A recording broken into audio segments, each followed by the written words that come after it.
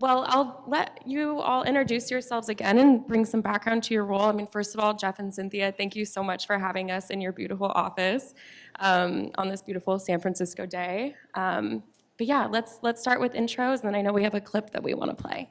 Sure. So Jeff Campbell, I'm our Vice President of Brand and Consumer Marketing at Tubi. I'll echo what Mark said. We're really excited to have a group in the office here. We've got this great downtown San Francisco space, and it's kind of coming back to life, so I'm really excited for all the discussions today. Yeah, and I'm Cynthia Clevenger, the Vice President of B2B Marketing at Tubi, and equally excited. I've been in this market for a long time, and before I came to a marketplace that also has a consumer end, I spent the majority of my career on the agency side, as well as on kind of the ad tech side. So being able to work for a consumer brand like Tubi has been something that my family actually gets. So I'm excited to talk about how we're marketing it today. They get it. Hi, I'm Frank Cortese. I'm the global head of brand media at CANVA. I've been there 3 years, previously at Airbnb, and yeah, I'm excited to talk today just because we're in the process of kind of bridging the gap between our B2C and B2B efforts and seeing how the relationship works together and separately and learning from our mistakes as we go. And I'm Emily Beauregard. I'm a client partner at IZEA. We are a global influencer marketing firm. I'm really excited about the conversation today. A lot of clients are coming to us asking about B2B efforts and how they can reach their consumers on different platforms. And I think that just the main theme is that B2B buyers are, their audiences on social media and other platforms as well. So I learned a lot from our conversation so far and excited to keep it going. Yeah, I think that let's roll that clip. On the night of Super Bowl 57, Tubi launched our brand platform with a bang. We dragged millions of Americans down their own personal rabbit holes. And as a result, 10 million more people were tuning into our platform than ever before. But growing Tubi's revenue was just as important as building their audience. See, Tubi doesn't make money per subscription. All of our revenue comes directly from advertisers. So we needed to make Tubi top of mind for media buyers. We needed to show that Tubi's vast library of niche content could reach all kinds of audiences, even media buyers themselves. So we set out to prove how unique the Tubi audience is by creating content for, well, an incredibly unique audience, media buyers. During the new fronts and upfront buying season, most streaming services were trying to get media buyers' attention with graphs and segmentation data. Not us. We made media buyers the star of the show. We launched 3 separate 5-minute short films with media buyers as the heroes, and created a trailer with snippets of each to promote them. Everyone wants to crack Gen Z, and I am not sure why my boss thinks that I am the one to do it. And lately he's been doing this bit, like he's going to propose, but he just can't pull the trigger. I'm a graphic designer, you're a media buyer. Why don't we use our skills to help ourselves for once? What is this? Why am I tied up? Hey! We're asking the questions here, all right? We should make a highly targeted ad campaign. What should I do? Go over there and introduce yourself. Just consider saying hello to her. The QA process is very thorough. Don't tell me the QA process is thorough. I'm the one that made it that way. Okay. You gotta believe me, I'm innocent.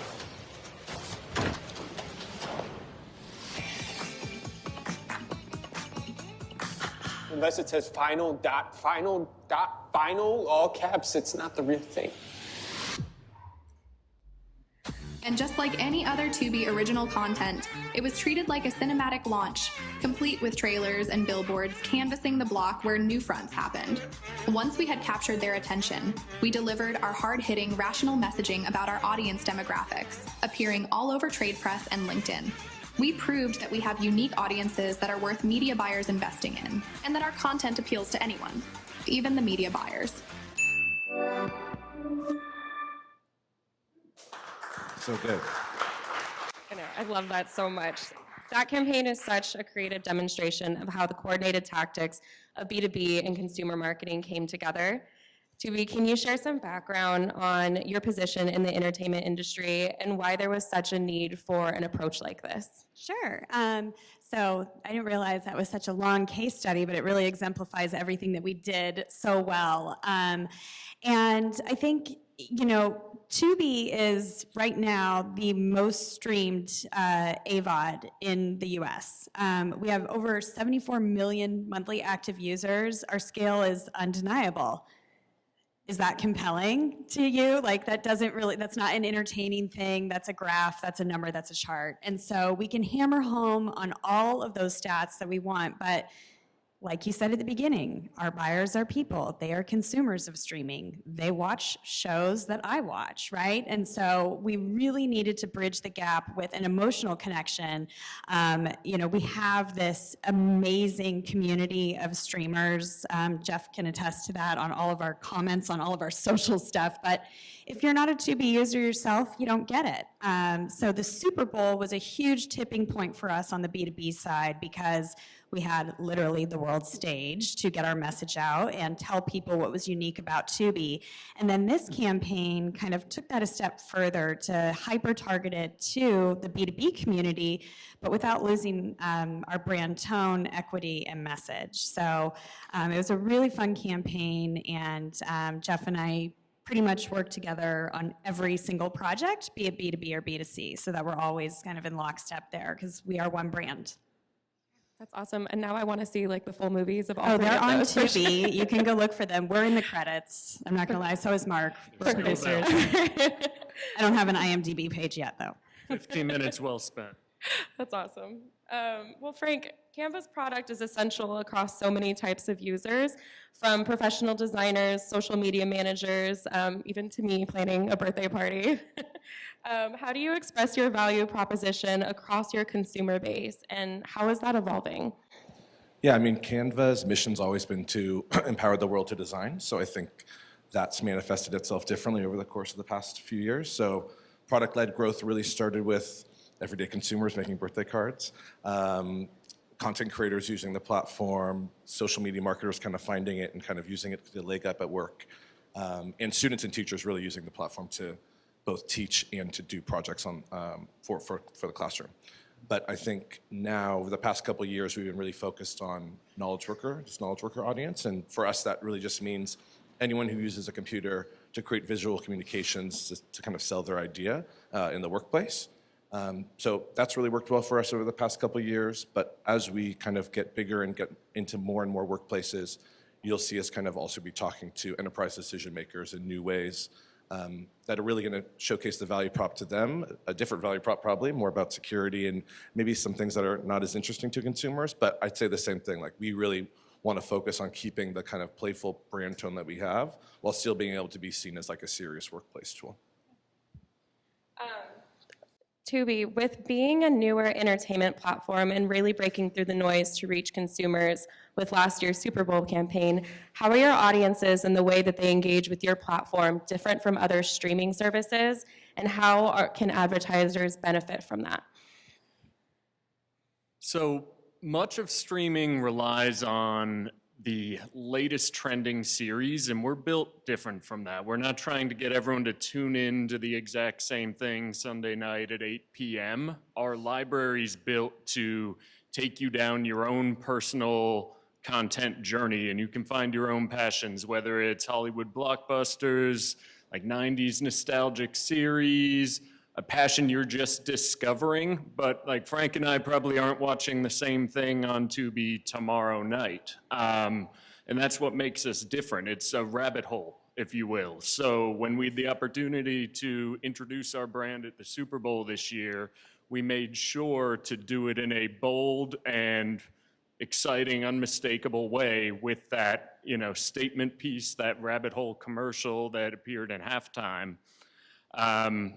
And our audiences, you know, are growing massively. 18 to 34, diverse audiences.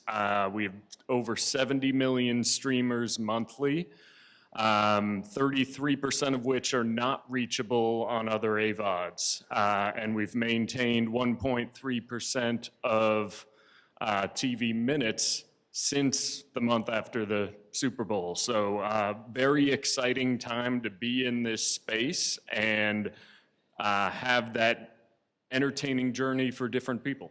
Yeah, and I'll just add to that. I mean, I think because of the way in which our platform is so unique in terms of your own content journey for every single individual, I equate it, and you probably know this a lot from the influencer and social side of things. I mean, people are not consuming the same things. They go really deep on what they love. If you go on TikTok, there are or Reddit, the Reddit threads are wild. But that's really what's unique and different about our brand, and that, as Jeff said, attracts a very different audience. It's incremental to linear. It's young, and I think we've seen people who identify as multicultural like a 30+% growth year over year. So I think it's going to be another exciting year at Tubi as we continue to invest in our technology that allows people to discover what they love. Yeah, I love comparing it to a rabbit hole that is similar to, if you look at like your friend's TikTok page, their algorithm is going to look completely different than yours. That's how we absorb content. And so having that on an entertainment platform makes perfect sense too. For CANVA, B2B development typically sits under a sales umbrella and is so closely tied to revenue. How do you set the stage with internal stakeholders on why brand equity and affinity is just as important in reaching potential brand partners or those key decision makers that you referenced as it is your consumer base? Yeah, I mean, we're pretty lucky in that our founders and CMO were really adamant, starting a few years ago, that we drive awareness and consideration, and obviously those brand metrics have changed in what we focus on over the past couple of years or few years.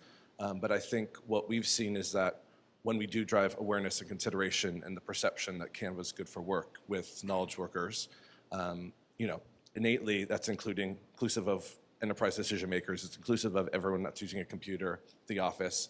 It kind of really helps us with like the groundswell and the bottoms-up approach of building usage inside of an organization. Of course, later on, we'll go to an organization and say, we have all this usage. You should probably secure this up. You should probably put this all under an SSO. You should probably make sure that you have access to all these files if somebody leaves and kind of things like that.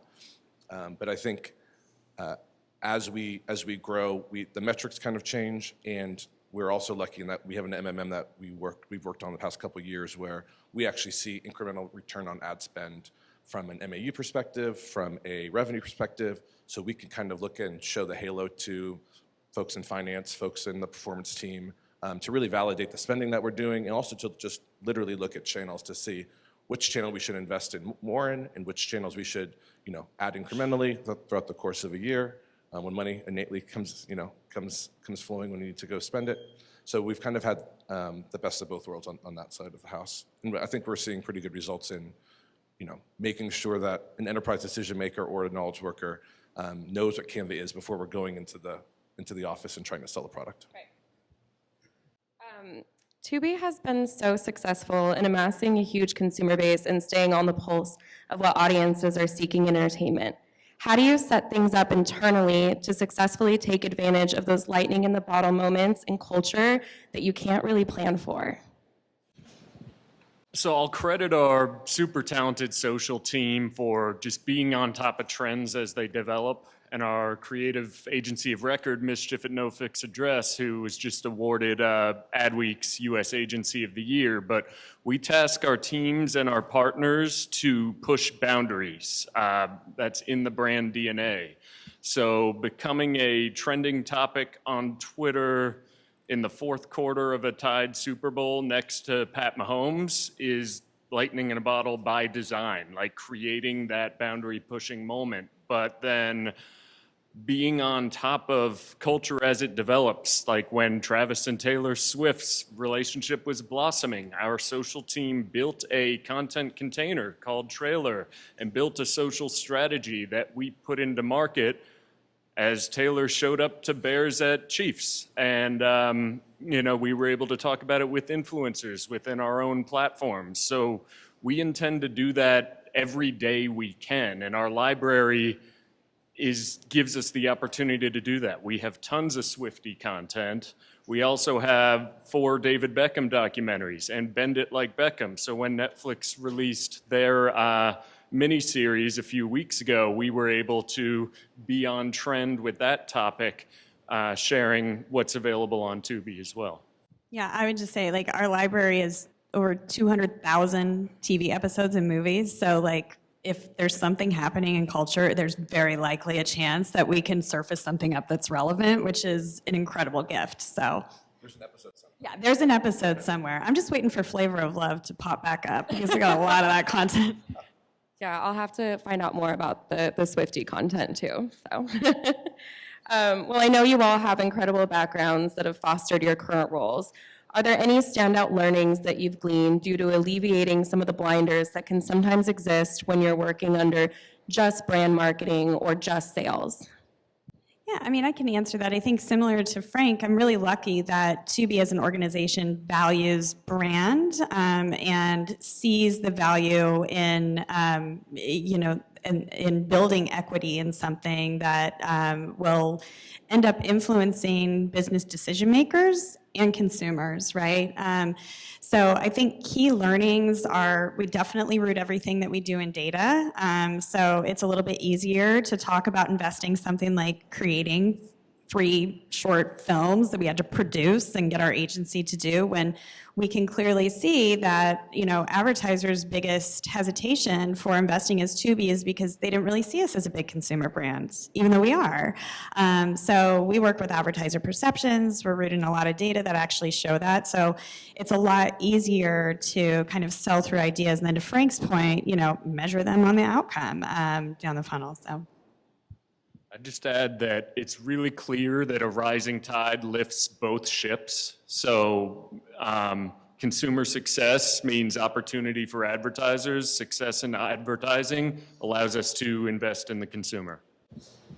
Yeah, and for us, I think the fact that we do a lot of iterating on creative, we do a lot of testing and measurement on the back end, it really allows us to kind of use data to inform those decisions, but also really have like a strategic thought and work with kind of between our sales team and our B2B team and our B2C team, making sure that we're all kind of aligned and it's a really collaborative effort. And, sometimes you have to make a strategic decision. Sometimes we rely purely on the data. Well, I asked you, Cynthia, when I asked you what's on the horizon for 2024, you had said that this is the new playbook, working in lockstep with Jeff. So for both teams, I'm a marketer and a consumer. What can I be on the lookout for? I don't know, who's going to date next? Like another NFL player? Tell me something you love to watch. No pressure, doesn't have to be on Tubi. Okay, I'm trying to not like Succession is, so family drama. Yeah, so we want to entertain you as a marketer and a fan of family dramas. So our campaign that's in market right now celebrates our audience and your tastes. Mm-hmm. Whether you're into steamy rom-coms where lifeguards remove their shirts at the beach. That too. Or crime dramas where celebrating the nefarious activities of drug cartels, you name it, the things you love on Tubi just keep going, and we're going to continue telling that story, even bringing in the actual titles instead of creating our own fictional series. Yeah, and I think I'll say yes, around the holiday time period, of course we have holiday movies that people love, but we also have family drama movies because there's always drama at Thanksgiving, so you can find your version of that on Tubi. Yeah, and for us, I'd say from just a product perspective, we have a really exciting roadmap coming that's going to really help knowledge workers and marketers and creatives, kind of anybody in the office landscape, no matter what their department is, to really kind of fuel their need to design and to really kind of actually add additional tools that are make things a lot easier. Some, dare I say, AI things that make kind of a lot of design a lot simpler, and some really exciting, new kind of doc types and tooling that's going to help that. And from a marketing perspective, we're really excited that we have this kind of new energy behind B2C and B2B and kind of making sure that they're really aligned and kind of showing up in even bigger and bolder ways throughout the course of the year. Great. Well, I'll be on the lookout for all of that. I want to make sure that we have time for some questions, but I'm going to make sure that we covered, everything that you guys are excited about, especially as the theme of today is what's on the horizon for 2024. So with that being said, we can open it up to Q&A. Hi. Thank you. Thank you for the great panel, and congratulations on a fantastic Tubi launch and all the success that you've had so far. I'm curious, with the usage data that you already have, what would you highlight as the key differences about how the audiences engage with Tubi differently from how they engage with other streaming services, whether it's viewing times or viewing patterns? Kind of what are you noticing that's unique? Sure. I think in our own, so the question was, if anybody didn't hear it, is how are we thinking about how is usage different than maybe other streaming providers? One of the things that we are hyper focused on and we talk about every week with our executive leadership team is engaged viewership and total view time, right? So that is something that we are optimizing to across the board. And I think if you think about so that's one dynamic. So we tend to optimize for prolonged viewership, hyper engagement, and that's part of what our content strategy is to allow people to, have a stickiness with the platform. I would say the other key factor is that we are 100% free, in that I have personally signed up for a lot of SVOD services just to watch said show and canceled them, right? So there's a ton of churn going on the SVOD side of things, which is why you're seeing people now open up ad tiers, right? But even some of those ad tiers aren't 100% addressable. So I think that's a key differentiator there, is the scale that we offer to advertisers because of how engaged our viewers are, because they're not churning out because they're on to the next, water cooler moment on some other streaming platform. Are there any new ways of measuring brand equity that you're excited about, or new tools that you're using that you're excited about right now? I wouldn't say not necessarily brand new, but when we look at kind of the MMM that we're working on and kind of how we can literally see by channel and by partner the incremental return on ad spend, it is really exciting from like a nerdy data media perspective, because we can really use that to make really great decisions on what to move forward with. I'd also say we're also working on some ways that we can start to measure the results of when we show up at things like Advertising Week a few weeks ago in New York, and how we can measure the return on being there and talking to people as they're going throughout their journey at Advertising Week, but really start talking to them about CANVA. And so we're looking at ways to measure that foot traffic, and also measure kind of what happens with those people once they actually leave Advertising Week, and how do we kind of engage with them, and how do we see return on that once they're back at home. I'll just add that we are investing a lot in attention and conversation. So we're listening to what people are saying, and we're trying to determine what is driving positive conversation, what we should be talking about to encourage people to talk about the brand, share titles that they love. And our social team is building relationships with our fan base, sending them popcorn machines and building communities out in the space where people are finding out what they want to watch next. And it's also informing our content strategy. What should we be talking about is what people, it's not what's driving a click or what's driving a follower. It's what's starting a conversation around Tubi. I'd just say, God, does anybody have the answer to that? The lightning in the bottle? Like, I wish we all did, but I think, whether it be social listening tools or analysis for events of foot traffic, like our insights team really takes a look at every single marketing activity that we do on both the consumer and B2B side. And we do have certain partners that we use for measurement across both. But if somebody has that lightning in a bottle answer for MMA, I'd love it. On our side for advertisers, a lot of people I can say speak for cross-screen planning tools, that we have integrations with folks like VideoAmp and key identifiers. So especially for digital buyers or people who are looking to get a full view of their audience across linear, across digital, across streaming, just being on the side of where they're finding our audience, we're seeing a huge uptick in advertisers applying those types of methodologies and partnerships to their ad buys. Yeah, thank you, the panelists. I was also on the app and seeing the Rabbit AI assistant and the rabbit in the front door. And I heard story about the Super Bowl with the rabbit. So I'm curious in terms of AI, this particular topic. Can the panelists share some insights that, if AI can solve one of the biggest pain point at the moment, what would it be? Or especially for CANVA, I know also it's pretty strong in AI's area. So can you help us? Yeah, we're trying to help you, yes. At CANVA, we've just released like a bunch of tools under what we call Magic Studio, which is kind of how we've branded all of our AI. But the entire visual suite is really powered by AI. And I think for us, we really view AI as like a collaborative partner that's really helping you along the way. So by all means, we are not trying to take creativity out of the creative process and try and take humans out of the creative process. We're trying to help minimize the time that people are spending on kind of mundane tasks and like resizing things over and over again.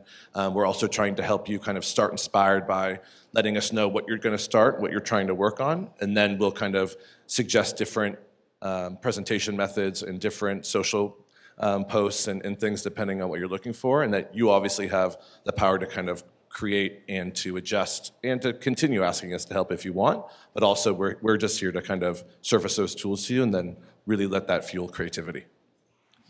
And I think it's such a great opportunity to be able to have OpenAI built into a new search function in beta. And the challenge that I think we can solve is that moment you all have when you sit down with your remote and you're like, what the hell am I going to watch? And then you get discouraged and just put on something mindless. But can your phone then become part of your remote control? And rather than scrolling alphabetically or having to awkwardly type something in, you can ask a question. The first question I asked the Rabbit AI tool was, what are some team sports titles for aspiring athletes? Because I have young kids in the house, and they gave me some recommendations on Tubi for that question. I wasn't going to watch them on my phone, but then you grab your remote and you can tune in front of the TV. Yeah, I've also asked for flavor of love type of stuff on it, but it is really cool. That product's in beta right now, and I think AI is, ubiquitous across all sides of the business, and there are many different applications. Jeff talked about the consumer application that we have, but one of our senior directors on product is going to be speaking later today with a couple of folks on how we're using it internally at Tubi from a workflow perspective. So I think, there's a lot of opportunities to scale things, and like you said, allow humans to be as creative as they can be without being bogged down in some of the stuff that takes up a lot of menial tasks. So. Great. Well, thank you so much for the conversation and your time. I'm sure people will have questions all day for you. But yeah, thank you. This is great. Thank you.